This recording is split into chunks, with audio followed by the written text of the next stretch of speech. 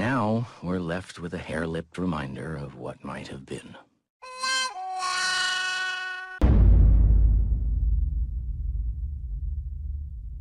You Were Never Really Here, also known as A Beautiful Day, is a film directed by Lynn Ramsey. And Lynn Ramsey's last film was We Should Talk About Kevin, which was received very well. And this is her first film after We Need to Talk About Kevin, and that was like 5 years. It took 5 years for this to happen. And I think this was very worth the wait. The tone of this movie is completely different than We Need to Talk About Kevin. We have in the lead role Joaquin Phoenix playing Joe, a hired killer. And he has a certain job he has to do. On the other side, he also takes care of his elderly mother.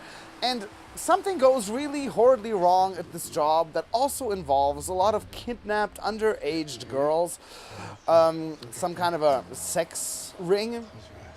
Something goes terribly wrong, and Joaquin Phoenix, he gets very caught up in this case, more than he was prepared to get caught up in here, and it really like takes over his entire life and in his entire mind. It's not a regular job anymore, and the whole entire film is told with a lot of very strange editing choices. The editing here is very scattered. It's not really like how you'd expect it from a normal movie. It's so bizarre. You don't really know what happened in the past. You don't really know what happened in the future. It is edited in such a confusing way that the viewer has to piece it all together himself. And when it works perfectly, and sometimes it leaves you totally baffled. But I think this was the intention here. This was supposed to create this mess. We are supposed to feel what this character Joe is feeling.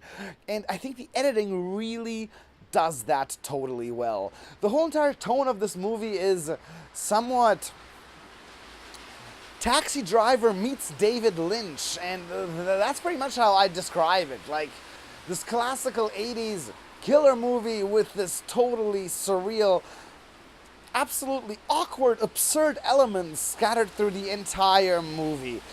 And really, the whole entire film centers around this character Joe, played by Joaquin Phoenix. And Joaquin Phoenix is amazing here. I really love his acting in this movie. Without him, this movie wouldn't have turned out as good as it actually turned out. Even the way he looks, even the way how he is done with everything. You really feel how much hell this guy has been through. This movie constantly also adds like little flashbacks of his past life, what was going on there. You notice that he was abused as a child, but you don't get to see any details. This movie is really a film that allows the audience to piece things together themselves. Everyone who sees this will have their very own interpretation of this, and I think if this was what they were going for, I think they really succeeded in this.